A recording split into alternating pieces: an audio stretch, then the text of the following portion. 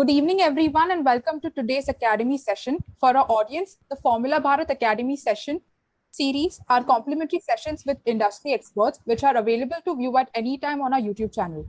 This evening, we will be hosting Mr. Shubham Sangodkar, who will deliver a talk on India to Formula One based on his personal journey and the lessons he has learned along the way. Furthermore, Shubham will provide an insight into the aerodynamic design cycle at an F1 team, as well as the different roles and opportunities available at an F1 team for graduates and what the teams look for in an ideal candidate. Shubham is a former aerodynamicist at RedBull Racing. While on the team, he worked on the 2022 regulations to develop the RB18 front wing.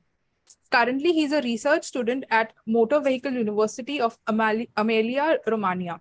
Some general instruction for the audience on Zoom. Please mute your microphone throughout the session unless you are asked otherwise. We would encourage you to turn on your audio and your video during the Q&A session to make this session interactive. So without further ado, let's begin the session. Hello, everyone. I'm Shubham. I'm just going to start sharing my screen so that we can dive into the presentation. Can you guys, can you see the screen? Can you see the presentation? Yes. Okay, yes, lovely. So, hi everyone. As ma'am introduced me, thank you for that lovely introduction. My agenda for today is to speak about a little bit about my background and some of the lessons that I've learned throughout my journey from going from Goa and starting from Goa and reaching all the way to the pinnacle of motorsport racing, that is Formula One.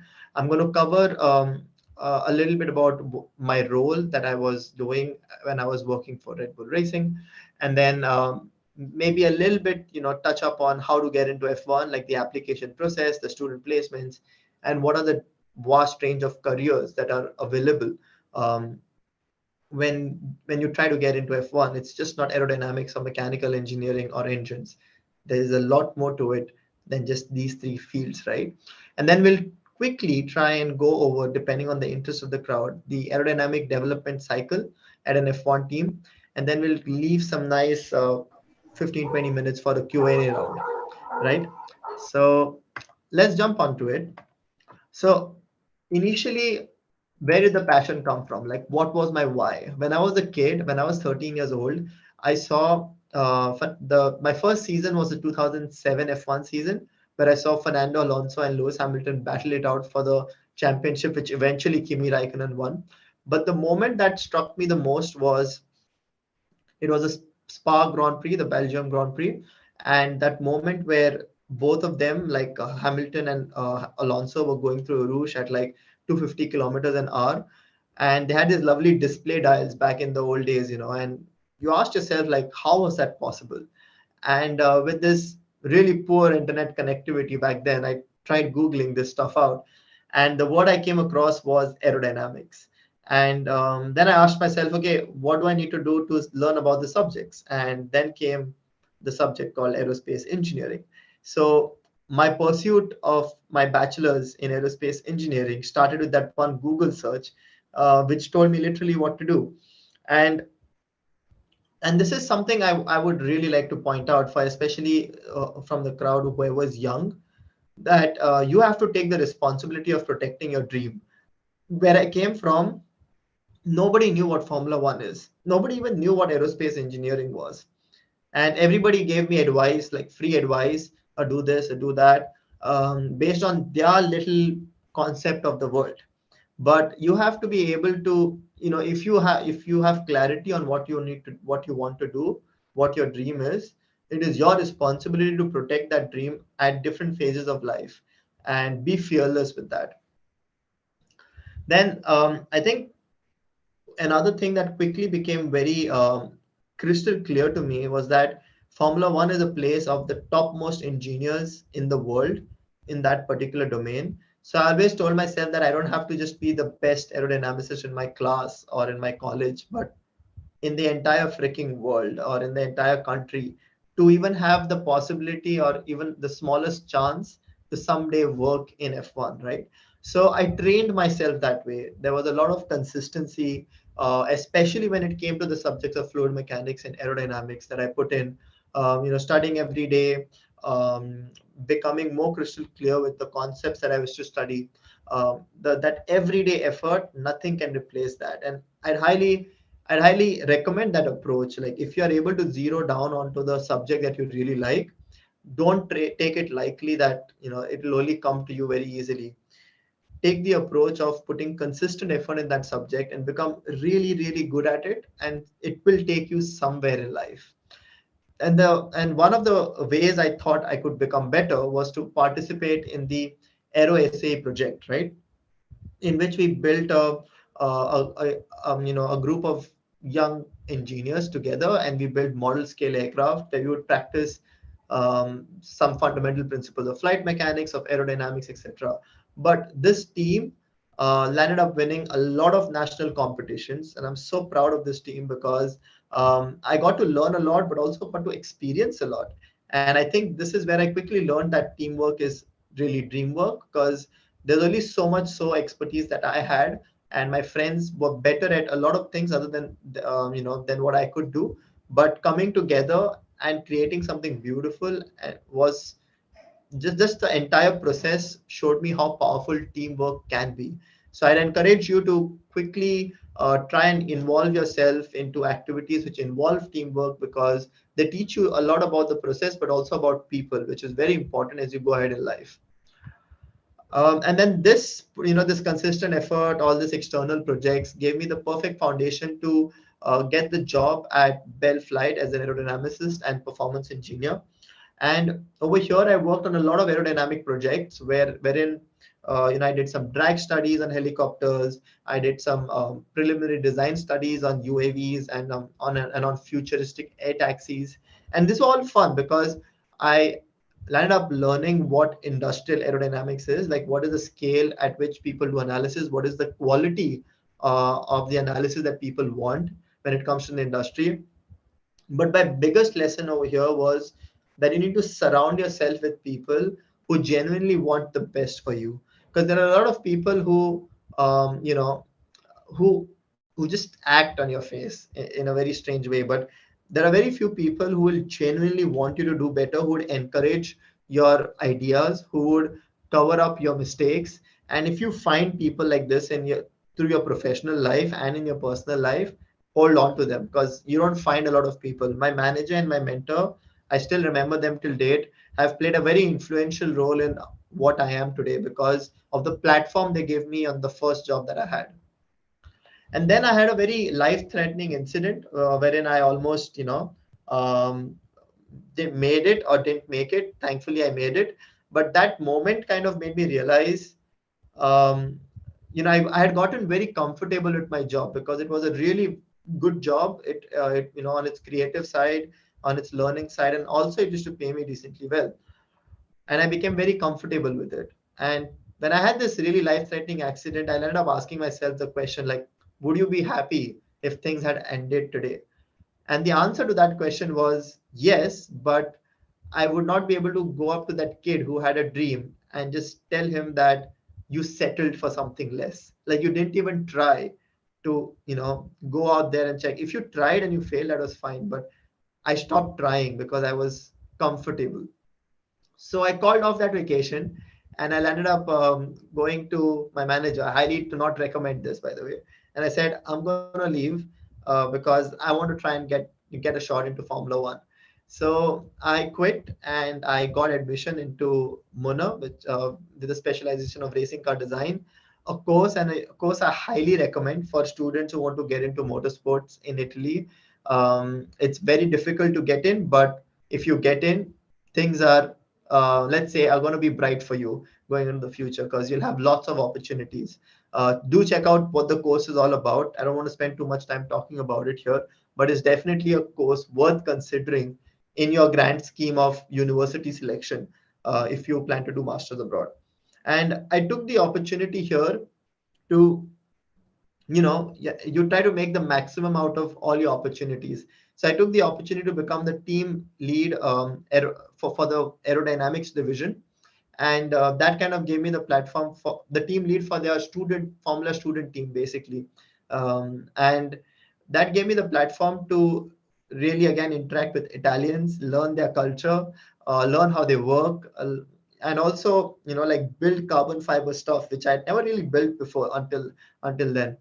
And obviously, CFD and aerodynamic design was quite familiar to me, and I could lead the team quite effectively that way. But people skills, flexibility in mindset, and in your work ethic was the key things that I learned during my time there.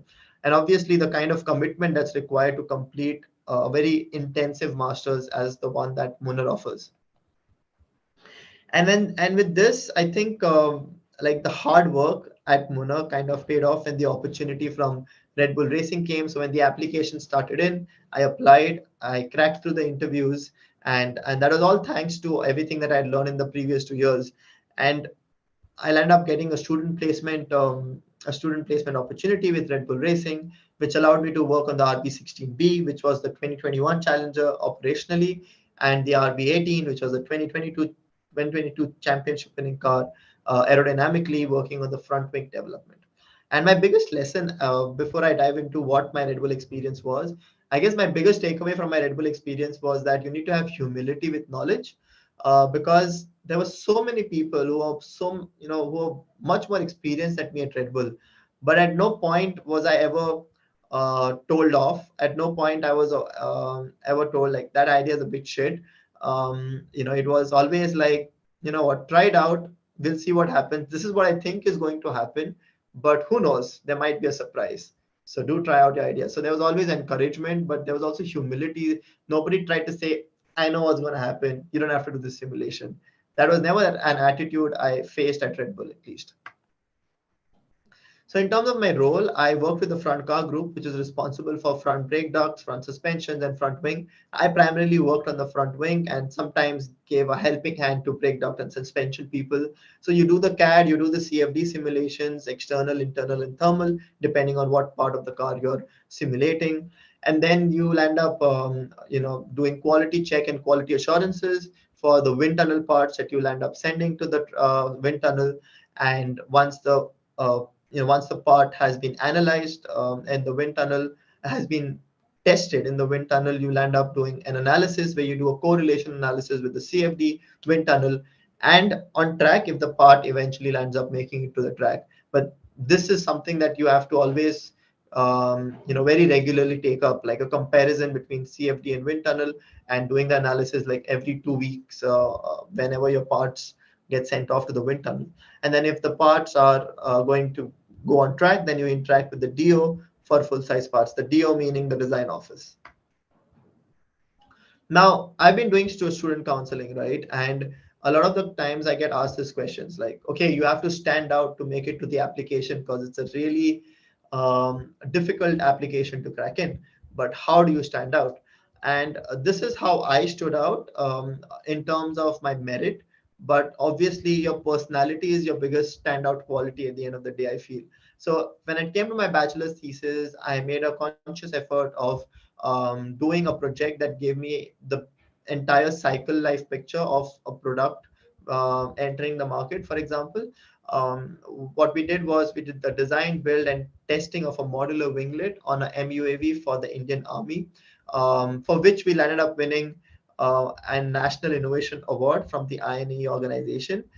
So you can imagine that project gave us a lot of exposure and a lot of experience in terms of how you can take a product, how you can take an idea and apply it on a product and go from designing it to building it to actually flight testing it and showing that it works. And then when I was going for my master's, I applied for the JN Tata Endowment and I got through. So I'm one of the few Tata Scholar successful applicants, which in itself is quite a prestigious award to get. And then recently I got the Goa Scholar Scheme Award, which is basically a Goan thing. Don't want to elaborate on it too much. But then when I was at Bell, I landed up, you know, you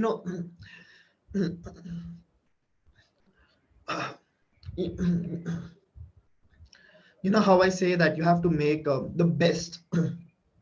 Sorry.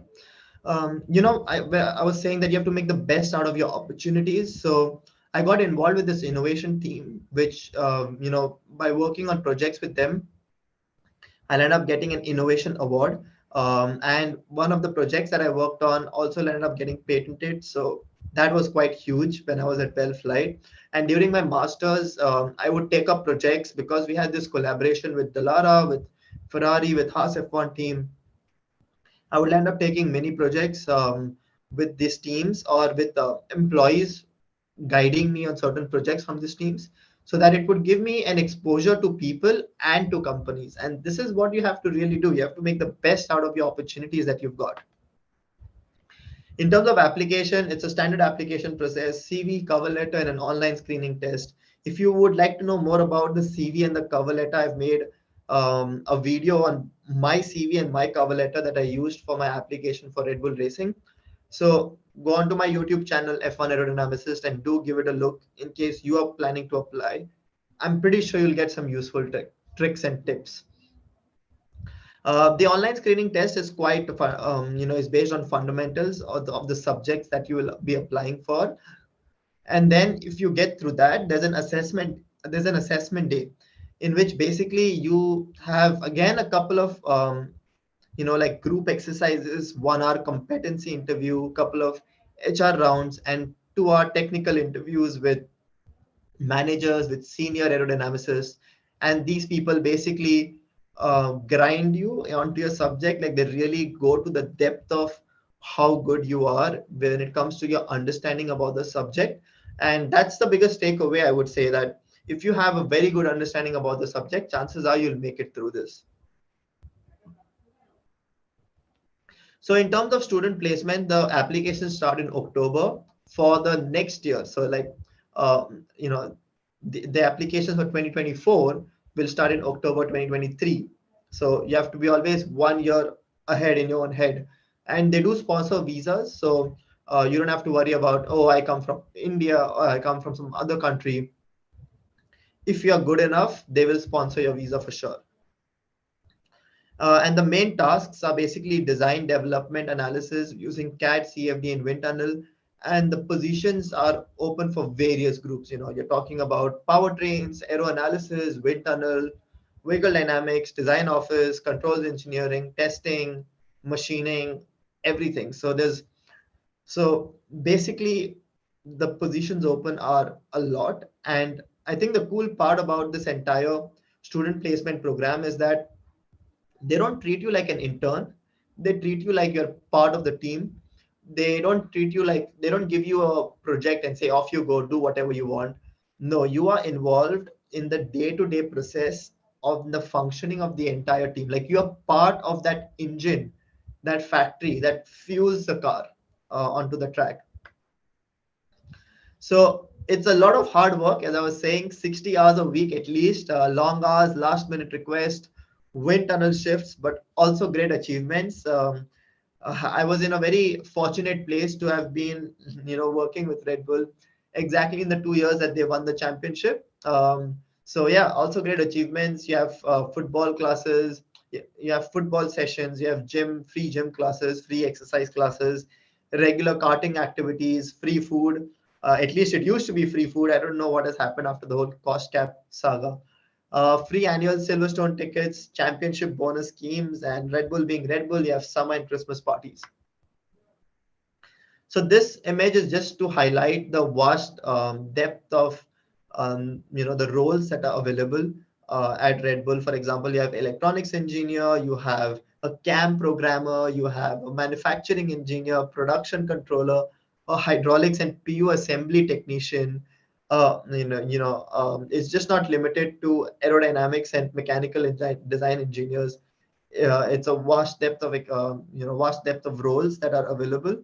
So if you're good at the field that you are in, chances are there is an opportunity available for you if you're passionate about Formula One and motorsports in general.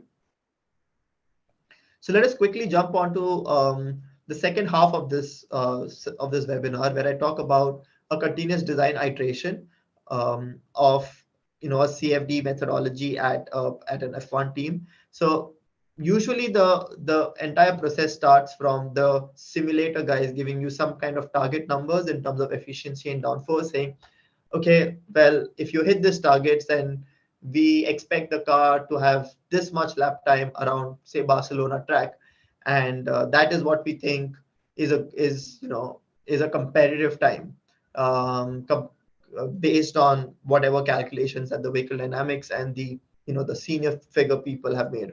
And then the aero people kind of keep that in mind, go to their rule book and say, okay, how can we hit those targets, right? So it's all about finding, first of all, finding a good baseline, a baseline which is not susceptible to, is not on the limit. There's trying out different aero philosophies at the very initial stage of the program itself, and then try to find loopholes, which is the fun part in the regulations, where you can say, okay, there's this loophole which allows me to do this, which would give me a lot of benefit. And for example, the Mercedes end plate and the end plate tips is kind of extracting a loophole. Like the FIA does not want you to do that. And they found a loophole in a way that, they've been able to design the tips that the way they want and not the way FIA wants them to. So once you do your CFD, then some of the most promising concepts get sent out to the wind tunnel. And then if the wind tunnel responds well, then you ask yourself, is there more performance available on this concept? So based on that, you would either go back to CFD and modify that concept to send a better version of it to the wind tunnel. Or if the wind tunnel is already showing you big gains, then you send it to the track, you do the track test. And if you match, you check if the data from the track matches that from CFD and wind tunnel in terms of the performance that you're expecting to bring onto the car. And if all of that is fine, then your part is on the car.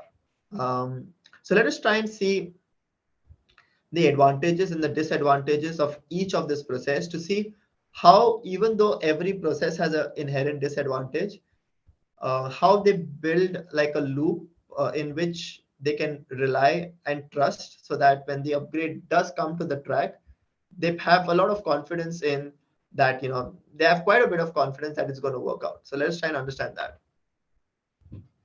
So when it comes to CFD, I guess it's quite obvious that it has rapid turnaround time from concept to result. So it's the only tool you have in which you can analyze the entire flow field for a better understanding of what's happening around the car. And you can quickly make changes to in your CAD model overnight and try out multiple different concepts to see how that changes the airflow pattern around the car. But the weakness is that this entire methodology is modeled, that is, the physics is modeled, because the Navier-Stokes equation isn't a fully solved equation yet, right? So you do some kind of turbulence modeling, uh, which itself is, has to be super specialized for that application like this. So your model is only, your physics is only as good as your model, which is a very important, thing to keep in mind. And the highest levels of modeling accuracy are available, but are also computationally expensive. So, all these limitations that you have on number of CFD, CFD hours, and the number of things that you can try in CFD because of the new aerodynamic regulations from F1, they play a big role into not allowing teams to run very high, the higher accurate models, which are available in real life, but cannot be used realistically for development because of the amount of time and computational resource that it would consume. So for development, normally teams use a steady state solver with bespoke turbulence modeling. And once every 2 or 3 months, teams end up doing a full car simulation with hybrid LES methods, in which they try to understand, how the vortex positions have changed, how the vortex dissipation has changed compared to their steady state solver predictions. And you keep this delta in mind, almost like there is a presentation that would come out. Okay, this is RANs, this is LES. Keep this delta in mind before you get excited about something, something that gives you strange performance spikes. And of course, heat transfer simulations are very important, because if you get them wrong, then it's a huge performance limiting situation onto your car. Like if you have to lift and coast, and sometimes you land up overheating your brakes, which can lead to a terminal failure. So even though they're not the most fun bit, they are very important bits. So when it comes to the wind tunnel, this is the wind tunnel. This is the Red Bull wind tunnel, at least the current one. It has a top speed of 70 meters per second. It has an MTS rolling road with a yawing capability of plus minus 10 degrees. You have a 60% model race car. That is because of the regulation and thousands of lines of telemetry in order to do the correlation with CFD. Now, how do you do that? Well, you have pressure tappings to understand the pressure, to correlate the pressure distribution that's coming from CFD and from wind tunnel. You have the load balances to measure, to compare the forces of CFD versus wind tunnel. You have particle image velocity meter, in which you try to, which is also called as PIV, which is basically mostly tried to understand vortex dynamics and vortex position and the vortex dissipation, if you can get that too. But and you try to compare these slices that you get from PIV with those from CFD and see how much mismatch there is. And there is going to be some mismatch, but hopefully it's not day and night. And getting accurate PIV itself is quite hard to begin with. And then you do flow and smoke visualization, flow viz and smoke visualization. Smoke visualization to give off-body flow doesn't really help too much. It's a more of a fancy thing, but flow viz does, because it gives you surface flow. So it's very useful for trying and correlating, wings that might be stalling or wings that might be on the limit, basically. And sometimes you have, it's perfectly fine in your CFD, but when it comes to wind tunnel, when you put the flow viz, you can see that something is going wrong, and then you try and understand what's driving that process. So the strengths of the wind tunnel is that you have real-time motion and transient effects, and most importantly, you can test a larger range of conditions. That is, within 10 to 15 minutes, you can do a yaw sweep, you can do a ride height sweep, you can do a roll sweep, you can do a sweep of it going into like a low speed corner, all the attitudes of the car when the car goes into low speed corners, into high speed corners. And all of this can be done within 15 minutes, and then you have to just dive into the data to try and understand what's happening. And the weakness is obviously the cost and time.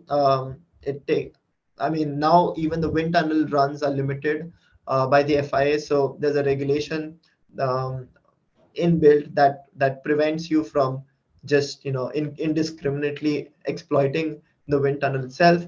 But also, there's not perfect similitude. What do I mean by this is that the aerodynamics around an F1 car is mostly transient, right? And what happens is, um, having a scaled up effect in the wind tunnel, this transient sometimes is not captured in the best way. And even the walls of the wind tunnel play a huge role, because they create a sense of a blockage, which results in a slight, let's say, the positioning of the vortex is slightly different on the car because of these effects that play a small role. So it's not always perfect, but it's similar enough. So this is just a fun slide actually to try and tell you guys how people try and test aerodynamic parts on the simulator. So they don't actually put the part under the simulator, which sometimes I get asked quite a bit online. They actually give you the simulator has works on a vehicle dynamics model.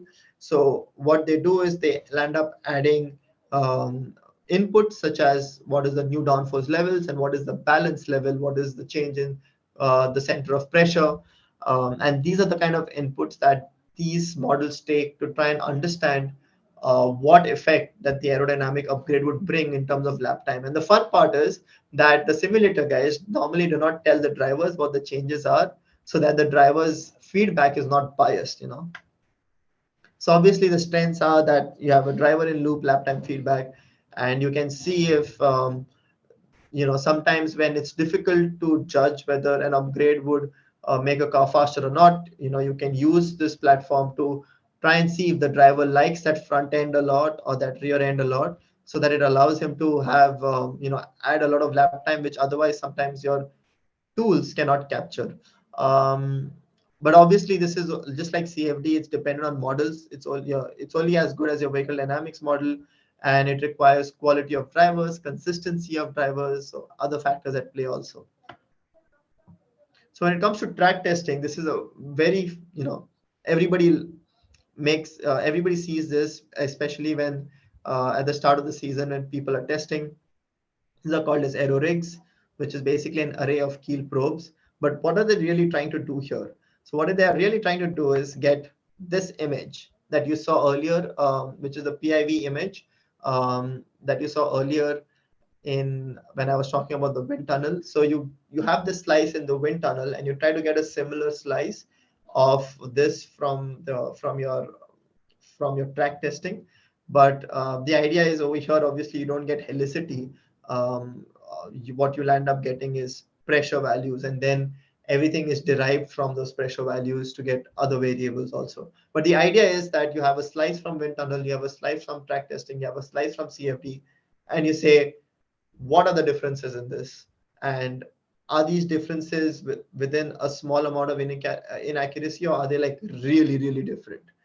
That's what people ask fundamentally. So in terms of track testing, it's a real environment. You have a lap time and driver feedback, and you have correlation to CFD and wind tunnel and sim results. And weaknesses, obviously, you can have somebody like Daniel Kvyat or crazy drivers basically spoil your run, and you are sacrificing time in a practice session to do this aero test. So you cannot. They are hard to do in the first place. They are only done when they're really required, and you have little control over the environment. A gust of wind can kind of spoil your results sometimes. So there's a lot of high level data, let's say signal processing, that goes on in the background to remove the noise, to make sure that the results that you get are comparable. And this is just a picture of the AT&T operations room in Milton Keynes, where the factory support sits. This is where I used to sit every race weekend in 2021 to try and help the team during the races. It's quite cool. It's like you're sitting in a NASA operations room, and such a big screen that you're like literally sitting in a movie theater with F1 data analytics going on. So cool stuff. And this is just a pit wall, and this basically people providing on-site support. So why do we need this? We need this because sometimes you'll end up losing an end plate, and you'll end up that changes the balance of the car. So you want to know how to change the balance in terms of front flap adjustments, say for example, to make sure that the car still feels similarish and does not feel very different to the driver from what he's been driving from the entire race weekend. Or if you've had an upgrade that goes onto the car, you have to decide whether you have to keep that upgrade on the car or not.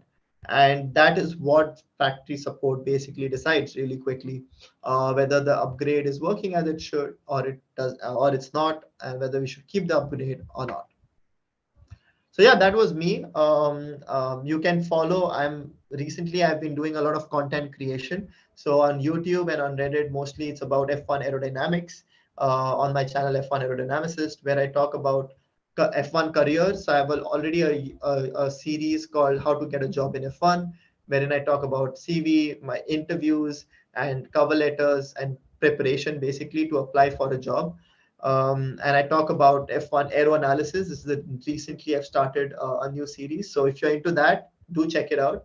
On Instagram and on Twitter is mostly more of F1 data analysis and like quick tech bites, not really something in depth, because you know how these platforms are. They have a lower attention span. So it's more like something that can give you information very quickly without going into the real details. And on LinkedIn, it's more like a professional environment where I talk about some of the projects that I'm taking up. I also do career counseling for people who are serious of getting into motorsports. So if you want a career counseling session with me, give me a shout on LinkedIn, and I'll get back in touch with you, and we can kind of discuss how you can make a career in F1. And that's about for me. I'll start taking questions now. Thank you.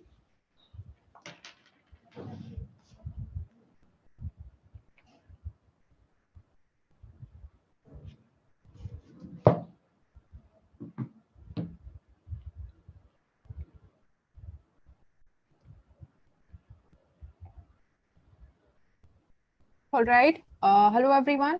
So you can put in your questions in the chat box, or please feel free to, unmute yourself and ask your questions. Hello, am I audible? Yes, Utsav, you are.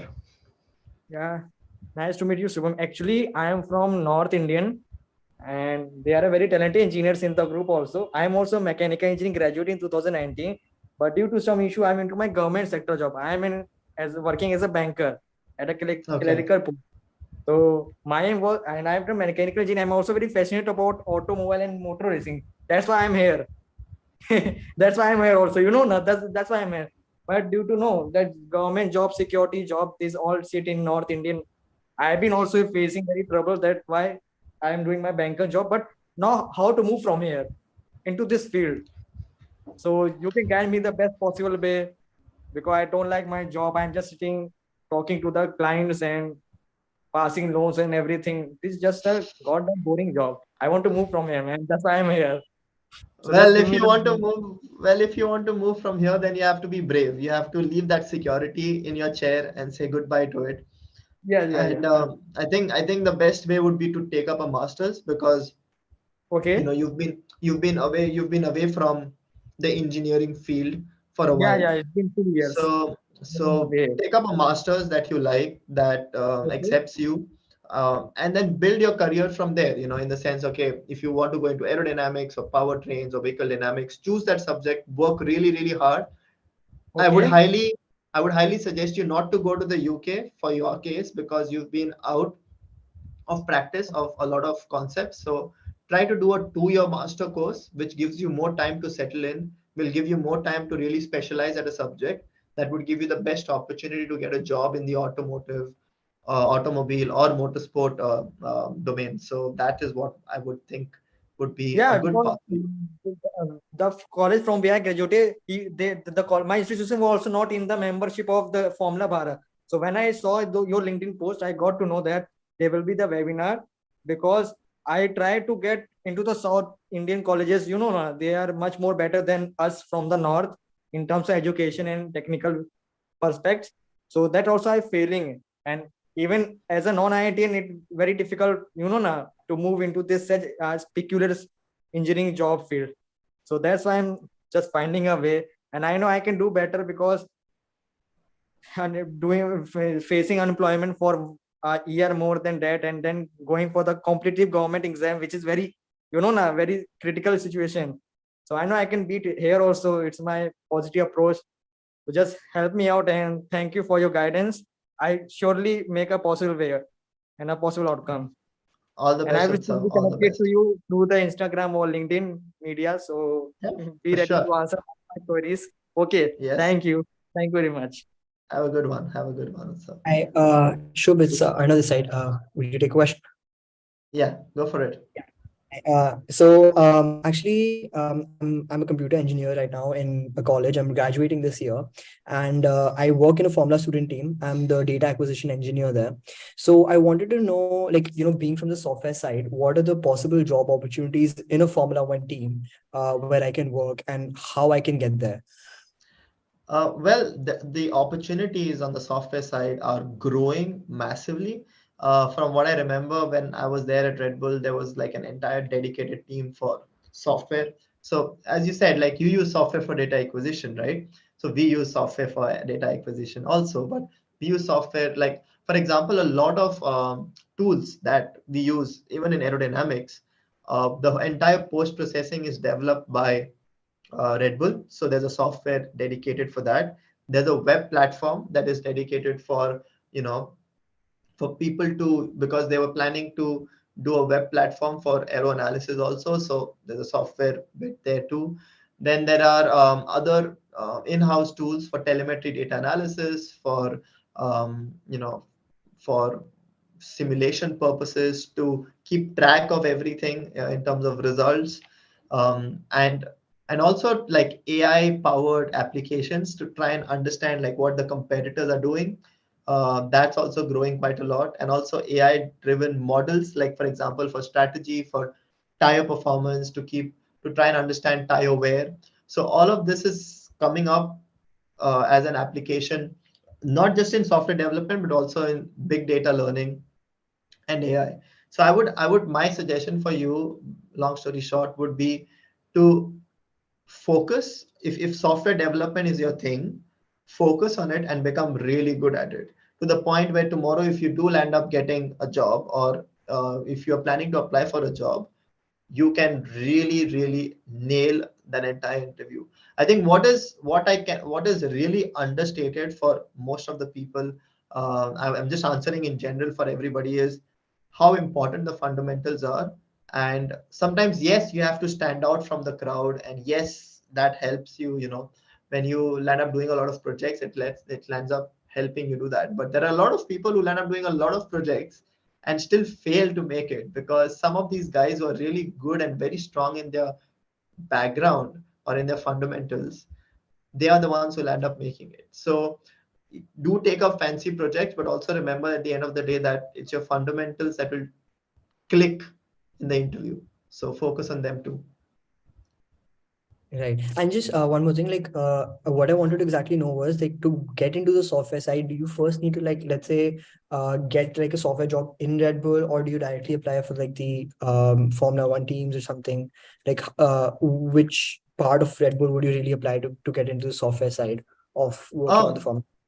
So I mean, Red Bull has RedBull Racing, Red Bull Powertrains, and Red Bull Advanced Technologies. And to apply from the software side, basically, if there's a software requirement from the company, those are the companies that will open up the those profiles. So there's not really like where I should apply. Is like, if the thing is out there, apply for it and send it. And what I would highly recommend you is, like, look at previous roles, look at people who are there in the roles that you'd like to be, and see what their specialty is. Normally you can get hints from there of what these people are actually doing in those positions, and then try and use those as part of your bigger picture for yourself in terms of skill development. That's okay. Thank you so much.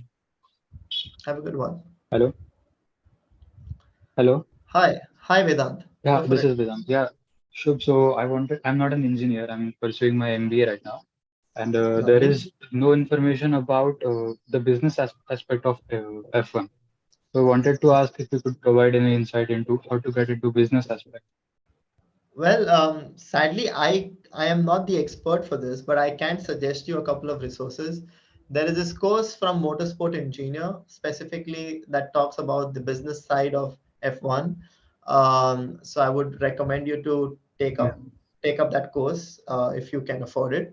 But then I do agree that the business side is quite poor in terms of the exposure that it gives. Also, a good shout is they have free webinars, Motorsport Engineer, that they've done recently on the business side of F1. So do go out and check out those webinars on their website. They should be available for free. And yeah, probably that's all that I can say. I think when it comes to the business side, Formula One is growing so much that you can almost create your own opportunity. Like, for example, this whole YouTube and Instagram stuff that I've started very recently, right? Just in like a couple of months, I've got so many opportunities that people have come to me and are asking me to collaborate with them. And I think the business side is just something you have to freestyle with. I don't know a formal way to get into the business side, but I would encourage you to freestyle. Okay. Thank you all. Have a good one. Hello, Shubham. Yes, Krish. Sorry, just one question. Yeah. Currently, you're captain of a Formula student team, electric team, and I'm also the battery lead in the team. I was looking for a few master's courses as I'm in the third year currently in BIT Vellore, India. So basically, what happens is right now I have a lot of countries, on the plate when I'm choosing them. So there are a lot of colleges that are open. They're taking master's students. There's basically automobile engineering that is their existence in so many years. Then there's these electric mobility courses. Then there are like these specific courses that help you excel in one specific field. And that could be your way into F1. Like, you said to specialize in one thing and then just get into F1. Because I've seen so many profiles where people have worked in aerospace companies and gotten into aerodynamics, which is very, very, interesting because they've excelled there and then those skills they've applied here. So, well, you have to understand that aerodynamics in aerospace, like F1 aerodynamics, is harder than aerospace aerodynamics to begin with. At least that's what I believe. But like, for example, the reason that happens when it comes to aerospace engineering and aerodynamics is because people normally land up studying fundamentals very well in aerospace engineering, compared to somebody who've done like a motorsport engineering degree versus a guy who's done a bachelor's in aerospace engineering. Um, Teams, chances are the people would select the guys who has an aerospace engineering background, especially Mercedes does this, by the way. So, so that is why that happens in that particular area. When it comes to you, in my opinion, I always say that you need to get into F1 now. It's such a niche sport, and it requires such a specific skill set that you need to be good at. You need to first of all identify what those skill sets are in your domain. Secondly, you got to ask yourself, how much time would I need to learn? Would I take to learn those skill sets? Maybe you're freaking good already, so you can do a course in the UK 1 year, off you go. But I believe that you at least need 2 years to become really good at something. Um, so I would recommend you to take up a course in Europe, which allows you to really get into, which gives you 2 years, allows you to network, allows you to really learn your subject very well, play a role in a European Formula student team, get to know how that works over there, and create opportunities. When you try to aim for Formula One only, you have to realize that you have to also aim for other domains, like other areas where you need to have a backup plan, because Formula One is your target, but you shouldn't fall far away from your target at all. So I think Right. just the 2 years in Europe allows you to like network. Like for example, if things had not worked out for me in Red Bull, I'm pretty sure they would have worked out for me in Haas F1 team or something like that. Or even if not in that, I would have ended up gone to Prema or something like that. So it's just the power of networking that I had in the 2 years, that I knew something, I would be able to land up do something. But I just preferred a UK culture of working, so I ended up applying to those teams first. Perfect. So you mentioned that there are so many countries that I can target in Europe. Specifically, if I'm comparing between Germany and say Germany versus Italy versus UK, right now, I don't really know which country would kind of favor this growth that you're talking about. Well, it's a choice between Germany and Italy, to be honest, because then it really comes down which university is good at that particular course, which is a research that you have to do yourself. It's not about the country, it's about the Okay. university and what is the research facility, what is the quality of research, what are the quality of professors in this field that you are applying. Like I can tell you that, for example, Munnar, the course in Munnar, the battery technology bit is really good. Like that's what I can vouch for, because I've seen people doing powertrain engineering and those courses are really nice. So I can vouch for that. But it's all about your research of a particular university giving that particular course. Perfect. Thank you so much. Yes, Parul, go ahead with the question. Hi, Shubham. Nice to connect with you. I had this one question. How actually, just to give you a brief, I'm working as a vehicle dynamics engineer in a startup. I have a prior FS experience in India, and how one can get into the field domain of vehicle dynamics of motorsports, and especially if we are talking about F1. Good question. I'm not a vehicle dynamicist myself, but I can give you an idea. I think some of the friends who I have who are vehicle dynamicists, they have a couple of common traits which I would like to point out, which you can build up from. One is they're really good with MATLAB and Simulink, like really, really good, to the point where they can explain a fundamental concept by writing a quick code and showing you a quick simulation in Simulink. So that's one quality that they really have. The second quality is they are all good with their fundamentals. Like they have an intuitive feeling of what should be done on the car. Like if the car is bottoming out, what do you do? If the car has low speed understeer compared to apex, and entry understeer versus apex understeer, how do you change the setup? What are the parameters available with you to change the setups in terms of like springs, dampers, ride heights, differential like what are the parameters at play, right? They understand tires really well, and they understand and they do data analysis really well. So if you can work on these skill sets along with maybe say like doing a master's abroad, that might give you a good opportunity and a good shout to land up working in F1 someday. Okay, thank you. Yes, Murugan, go ahead with the question. Hey Shubh, first of all, Oh, nice to meet you. nice to meet you And too. I am currently pursuing masters in motorsport engineering from Oxford Brookes in the Okay. UK. So I'm like fascinated by aerodynamics, and that has been like the ultimate goal for me.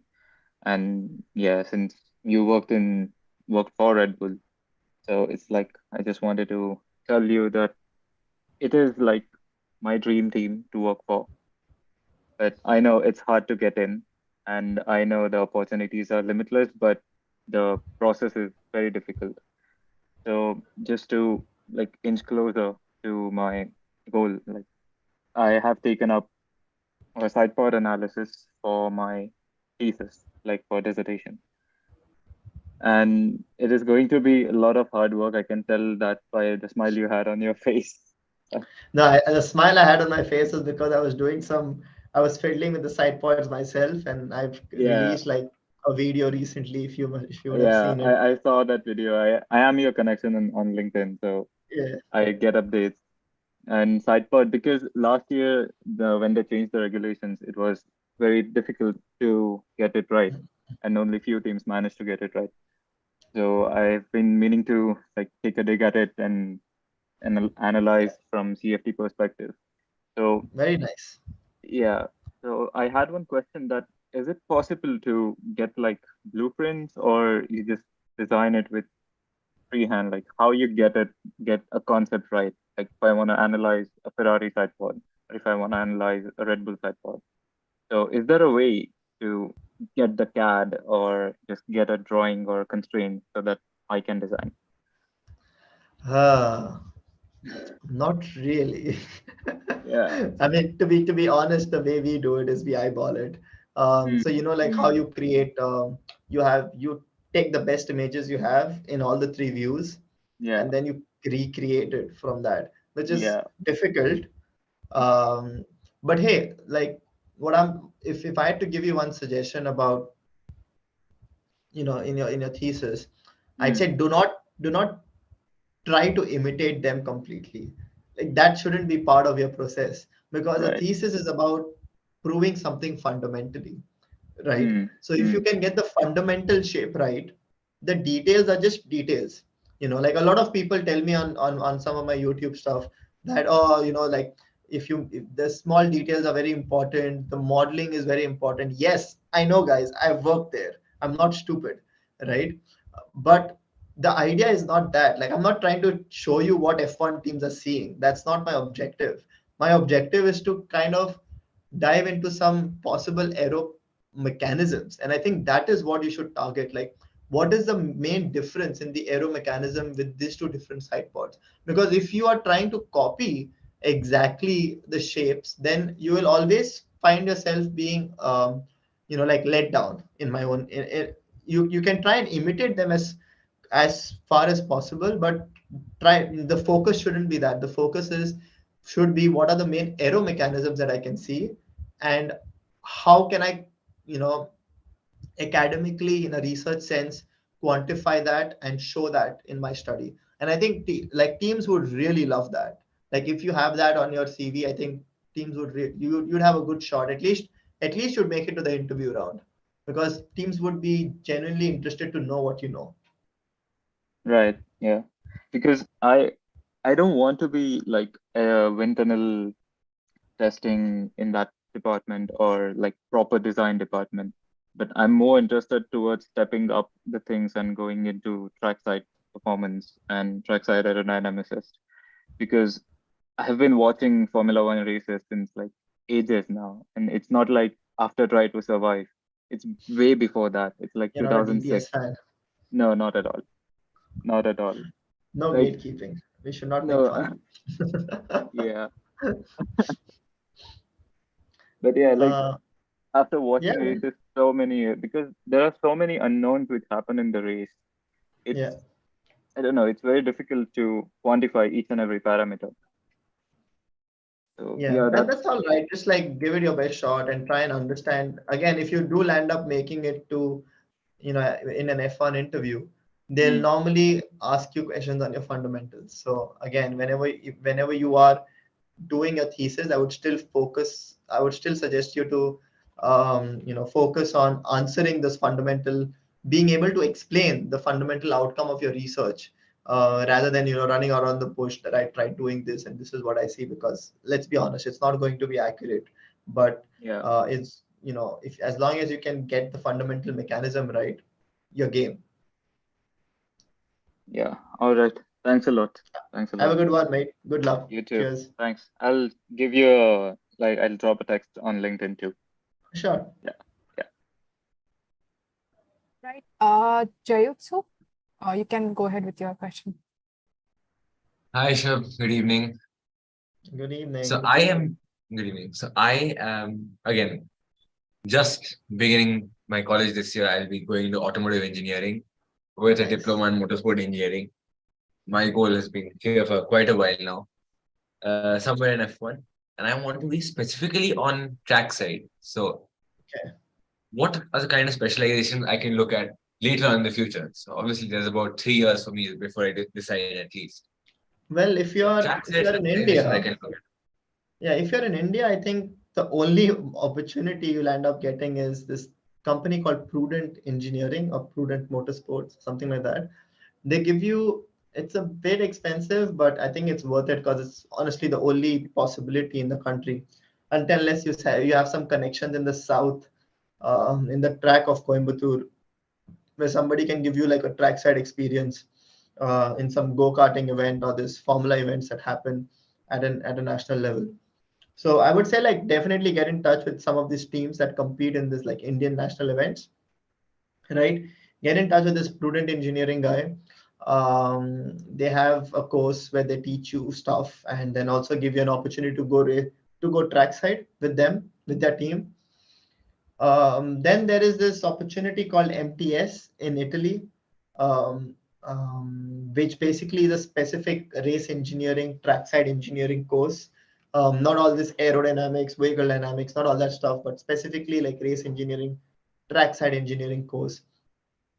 But I would, other than those courses, I would definitely, recommend you to focus on your data analytics skills, your, like not flow visualization, data visualization skills, so that when you do land up going trackside, you have the skill sets and the ability to utilize data.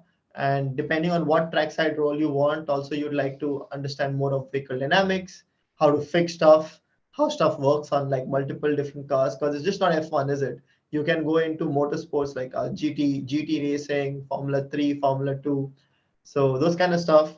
Get in touch with people who have done, who are basically a models in that field. It's hard to get in touch with them, I agree, but I guess if you try hard enough and if you try nicely enough, you'll find somebody like me who's willing to help.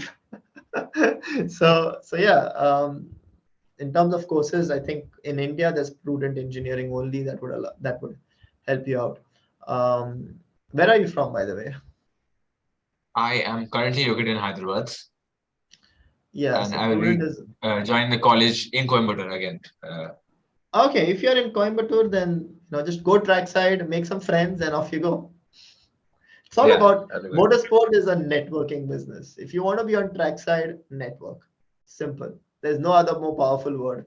Network, learn what you need to become good at, and network again and become good at it again. Simple. And also, could you tell me about some of the trackside specializations that are there? So, like the specific roles on the pit wall or in the alcove. Well, rather than me telling you about it, I would suggest you to go to, I think, one platform that does quite well at explaining it. It's a bit expensive again, but if you're interested, take it up. It's again Motorsport Engineer. They have like specific trackside engineering courses. So you might want to check that out, which might be a great opportunity for you to learn about those kind of things. There's like a trackside aerodynamicist, there's a trackside vehicle analysis, there's performance engineer, data engineers, tire engineers, race engineers, communication engineers. So there's a lot of them. Basically, every department has a trackside role, and then there are like driver specific trackside roles. When I say driver specific, I mean like assistive, in the assistive sense. Like for every driver, there's a data engineer, tire engineer, a race engineer, and these are the three people that you normally see him surrounded with. Right. Thanks so much. Thank you. Have a good one. All right. So we can, I think, take Amiraza's question. You may go ahead. Hi, Shub. Good evening. It's nice to meet you, sir. Nice to meet you. Yeah, I'm currently a bachelor's degree student studying mechanical engineering, and I have a past experience in Formula Student Italy, last year, and this year we're working on our first electric car, which I worked on the vehicle dynamics, by the way. I really love vehicle dynamics. I even, developed my own application in MATLAB, which can plot geometries and do kinematic analysis, and I developed a torque vectoring algorithm with Simulink, etc. And I'm planning to study automotive engineering, my master's degree in the University of Stuttgart. I don't know, I want to know if I'm on the right path or not, because I really want to become a Formula One engineer at Ferrari one day, because it's my dream. So it would be really nice of you if you could tell me if I'm on the specific track or not. Yeah, I think that's a good plan. That course, I'm aware about it. It's a very intense course, but it's also going to put you on the right path. In addition to that, I would also suggest you the course from University of Graz. They have an automobile engineering course which is focused around vehicle dynamics, and which is also really, really nice and highly rated. So do check that one out too, or apply for it, in whichever one you get in. Then it's a decision you can make. In terms of other courses which are really good for vehicle dynamics, I think Germany, that course at Stuttgart and the course at Graz are the best possible ones in my own head. So yeah, good luck with them. You're definitely on the right path. Keep developing those MATLAB applications. They will all come in handy when you will end up talking about it in your interview someday. And if you want to get into Ferrari, get that Italian game on, bro. Get that Italian game on. You need it, even though they say they don't. I'm a first-hand experience of it. Thank you very much, sir. Nice to meet you. Yeah. Have a good day. One. Saurav, you may go ahead with the question. Okay, thank you. Thank you, Shubham, for such a nice presentation. You can hear me, by the way, right? Yes, definitely we can. Perfect. My name is Saurav. So, as you know, I've been in Sweden for nearly 4 years now. I completed my master's in automotive engineering from Chalmers, and I kind of specialize in powertrains. So nice. Currently That's I'm working as a, thank you. So I'm currently working as a mechanical design engineer here itself, but I have a great interest in becoming, let's say, a powertrain test engineer eventually, sometime in the future, preferably in a Formula One team.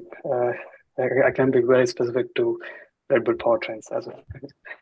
So my question typically is about your interaction. Since you said you work with the Aero team, what kind of interaction do you typically have with the powertrain team on, let's say, whether it's about the power delivery or overall, what kind of interaction do you typically have? Because though Formula One cars, they are so much aero dependent at this point of time. I'm really curious about how much it's not about just engine power or power unit power that matters. It's also how effectively it's transmitted onto the road that counts. Yeah. So I'm really curious about that. Well, strangely enough,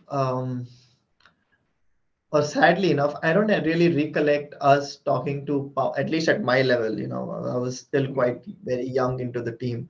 I don't really remember any significant powertrain discussions. I think gone are the days when you could have exhaust blowing, because then yes, then you would be talking to them like every 5 minutes, because that's a lot of performance to be unlocked. But now the exhausts are very strictly controlled in terms of what you can do with it, the angle of the exhaust. So I've not really heard any significant discussions where the aero is being influenced by powertrains. Let's say that. It's more the vehicle dynamics, the distribution of the weight distribution, the structural integrity. All these people, the chassis guys, they deal with the system level engineering, where you decide where the powertrain sits and what are the components around the powertrain, where do they sit, and how they can influence your aero, for example.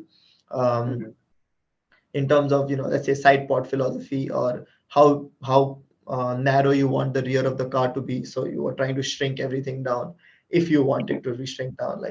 So those are very high level discussions which would happen with the chief engineer or with in the head of performance engineering, and sadly I haven't been involved in any of those conversations. No, it's thank you. Have a good one, Saurabh, and good luck, mate. I hope you get it. Shravani, you may go ahead with the question.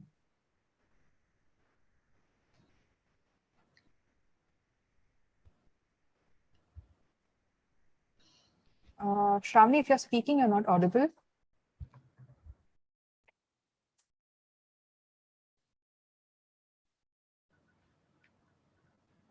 Still not audible. Okay, I think we can take a question from the chat. We have multiple questions. Yes. Yeah. What are the various specializations in F1, specifically something that can keep you trackside? Okay, answered. Shravani Joshi, how do you design the aero rigs? What are the considerations for aero rigs? Are there any standards for it? There are no standards for it. How do you design the aero rigs? Well, first of all, you need to ask yourself. So from an aerodynamics perspective, the aero rig, the output of an aero rig is an image, right, that you're going to use for comparisons. So you have to ask yourself, what are the important parts of this image? Like, where does your vortex sit? Because wherever that vortex sits, or wherever the pressure gradients are sitting, those are the parts where are the areas which you really want to capture, or like the inner way, the inner phase of the front tire wake, for example, because normally that lands up, the inner side of the front tire wake lands up going into the car as you go through different yaw conditions. So you want to know where that part of the wake is, because you don't give a damn about the outside part, because that's normally going to go away, hopefully. So the considerations you take are basically which part of the image is more significant to you, and hence where do you cluster those sensors. And then there are no really standards for it, because it's not like, there are no real standards for it that I know. Like, you have to design it so that you can take the other components into consideration. How you're going to do the piping with least amount of interference? How do you still keep how do you position them in a way that the data is accurate? Sometimes you have to angle them; they cannot be straight, because that the local flow vector, you want to align it with the local flow vector so that you get the right results. So these are the kind of considerations you'd make. I hope that answers your question, Shravani. I'm an undergraduate automotive engineering student from Manipal University. What advice would you give to the 19-year-old you? 19-year-old. Okay, so that was just me starting engineering. I think the advice I would give the old 19-year-old me is have clarity on the kind of skill sets that you need to develop in order to reach your goal. I think that clarity came to me when I was around 21. And if I had gotten that clarity earlier, probably I would have been able to prepare myself better. So, I want to become an aerodynamicist. What are the skill sets of an aerodynamicist? What are the role? What is the role, and what are the things I should be able to do if tomorrow I get hired as an aerodynamicist? If you ask yourself this question and then find answers to these questions, then you obviously know what you need to work on. And whatever that answer is, that is the advice I would give myself, to work upon that. So hopefully that answers your question, Bart. What's the best way to apply aerodynamics to a tableau chassis Formula student car?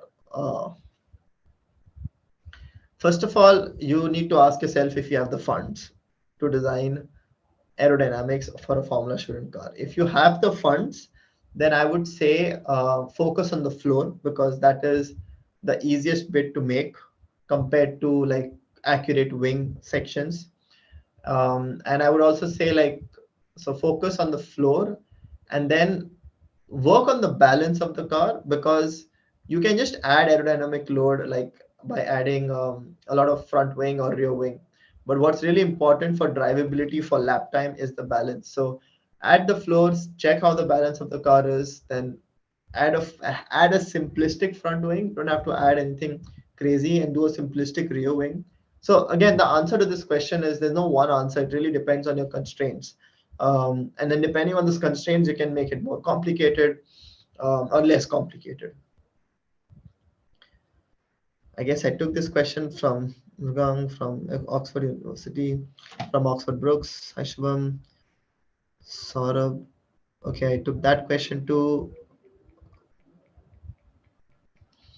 Can you give a brief idea on how, I guess, Varun, also, I guess I answered the question about vehicle dynamics in general.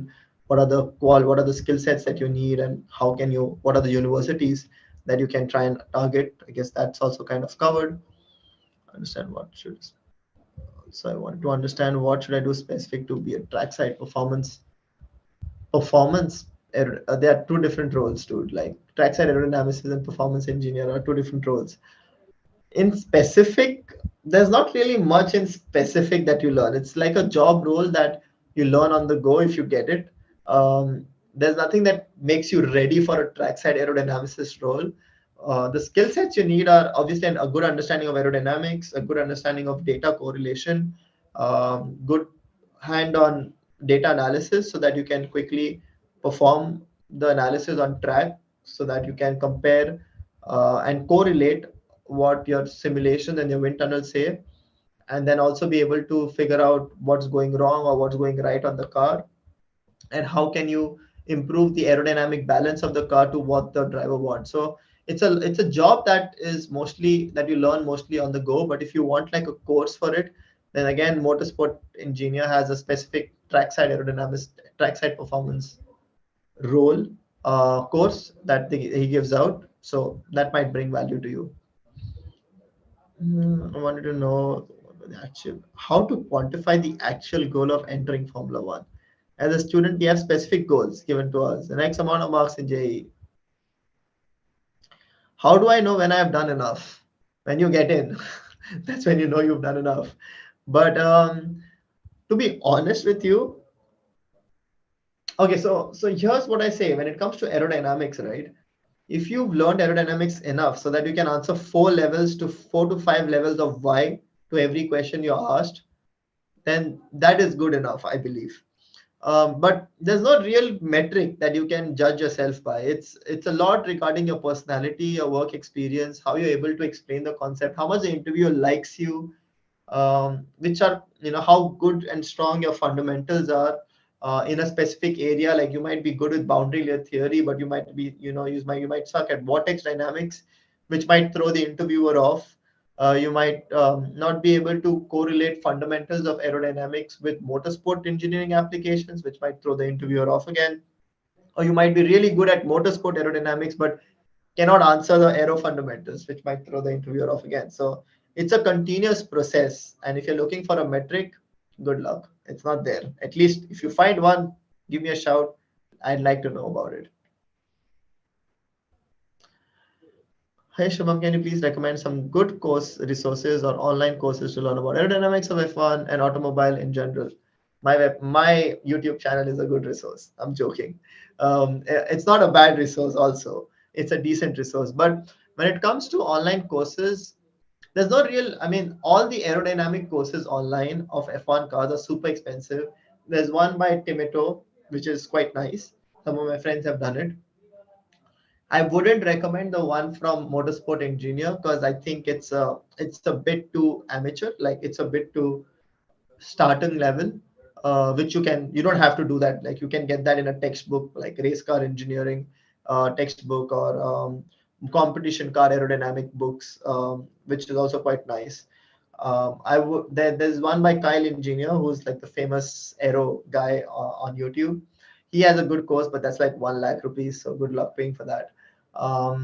So it's a lot about reading, to be honest. And what do you read? You read PhD theses. Those are the best places to go and learn about F1 aerodynamics, like thesis that people do on front wings, on rear wings.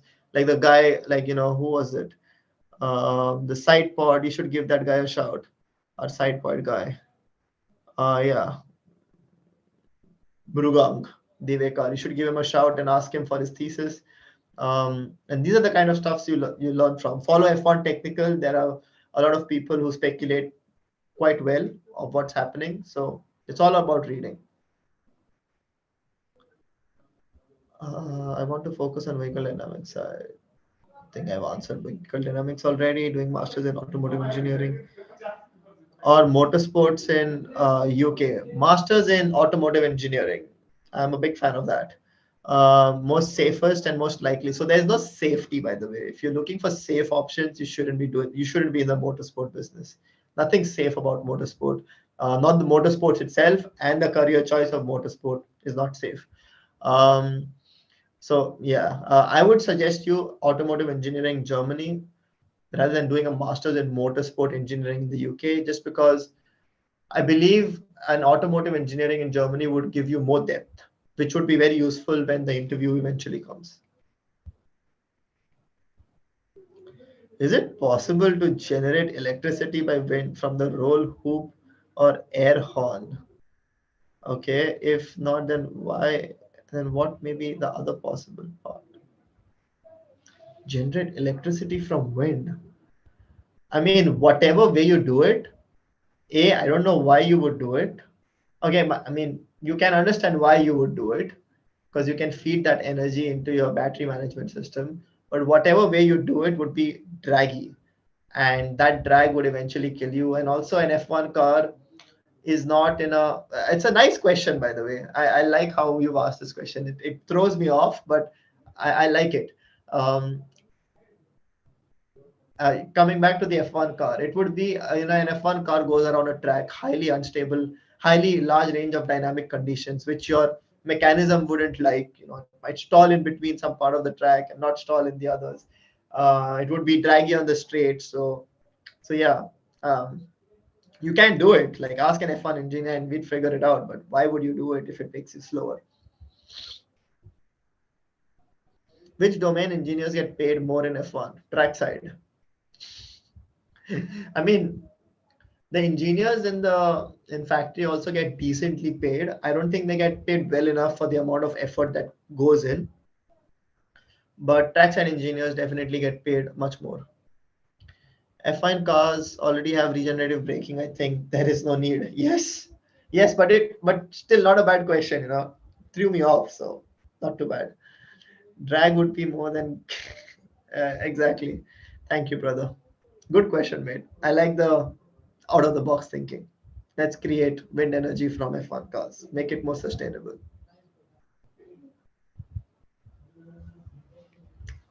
Yeah, I think that's pretty much all the questions on the chat.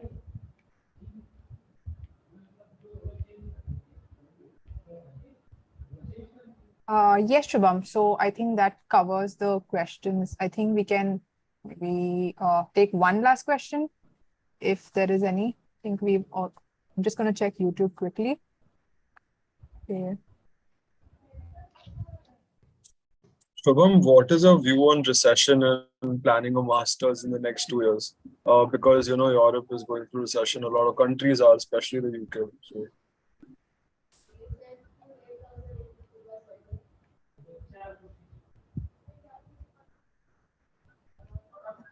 Sorry, can you hear me? Yeah, okay. Yeah. My concept of recession, I think it's a factor that definitely should take into account, but it's not something you can help. Like, okay, if it's happening this year, if you can see it happening this year, then avoid doing it. But then see, motorsport is a domain where it's okay, it will get affected by recession also. But I don't know. It's, as I said, motorsport is nothing. There's nothing safe about motorsport. The business, the the the technical side, the racing side. So while I think it's a practical factor to take into consideration, which I also considered, by the way, um, I think if you do not see a big, like, even there's a recession, it will take like a year for it to pass by, right? And if your degree is a 2-year degree, where the chances are that by the time you finish your 2-year degree, that the industry would be equally, would be back to where it was. And if you're doing one in the UK, then you have 2 years of work visa. If you're done doing one in Europe, you have 1 year of work visa. So a year is a long time to get a job, and you should be able to figure it out. Makes sense. Hello. All right. So I think we'll take just one last question from Utsav and then we'll end the session. Yes, Utsav, Thank go you, ahead. ma'am. Right. Thank you, ma'am. Shubham, sir, actually, I went to your YouTube channel and I request you that, if possible, are you available, Shubham, sir? Yes, I can hear you. Okay. You have been quite silently. That's why I just went to your YouTube channel. So the mainly purpose of your YouTube channel videos are on aerodynamics related to F1. I don't know it's a right thing or wrong idea. You may just collaborate with your own colleague and just make a video of various aspects of engineering background into F1, like trackside engineer, or the floor, the halo, the making, the braking system. So this will generate the necessity of knowledge. It's it's very basic essential credential to be into F1. So it will be very beneficial to us also. Try to remember, to know, to get the things, and it will be also helpful to you to grow your YouTube channel apart from aerodynamics. And I request also to the coordinators of this webinar, even the Formula Bharat, to collaborate, do the collaboration with more and more colleges. It will be very beneficial for us. So if Okay, thank you for that suggestion, Utsav. I think you can definitely look up Mercedes F1 YouTube channel. They do a lot of good videos on them. When it comes to my YouTube channel, I I'd like to follow the Driver 61 also, Kylie Engineers, Motorsport Network. I have also done courses for the Motorsport Network, then Formula 1 careers. The Formula careers also. Yeah. So I'm just into dig about this thing. That's why I'm creating network also, because network is important. I met Somil Arora, I met Jamie Shaw, I went to Formula E into Hyderabad. From Lucknow to Hyderabad was for just a race. Very good, very good. Into motorsport, I'm crazy about, man. I'm just crazy. The thing Keep is up that the I'm praise, not man. into it. The practical thing, I'm not into it, but internally I'm there. Cute. So, yeah. All right, Utsav. Thank you for your suggestion. Have a good one, mate, and good luck with your career. Thank you, Sudha. Thank you. All right. Thanks, Utsav. And I think we can now end the session. So I would just like to thank the audience on who joined in the Zoom session, and also our audience on on YouTube. And also thanks to Shubham for taking out the time to deliver such an informative presentation. I'm pretty sure there is no doubt that the session will be a valuable resource for students in India and also otherwise, who wish to pursue a career in Formula One. So thanks a lot, Shubham. I can now go ahead and end the session if you. Yeah, thank you, Ranita, and thank you everybody for showing up. And yeah, all the best for your careers, and give me a shout in case any one of you wants any kind of help professionally. And enjoy the YouTube content stuff. There'll be a bit more coming up on it. I'm planning to do a F1 Aerodynamics 101 series in April to kind of help people who are not as advanced in aerodynamics when I start speaking about this crazy things. So just to bring everybody to the same level. So yeah, have fun, have a good evening or good afternoon wherever you are on this planet, and have a good one. Stay safe.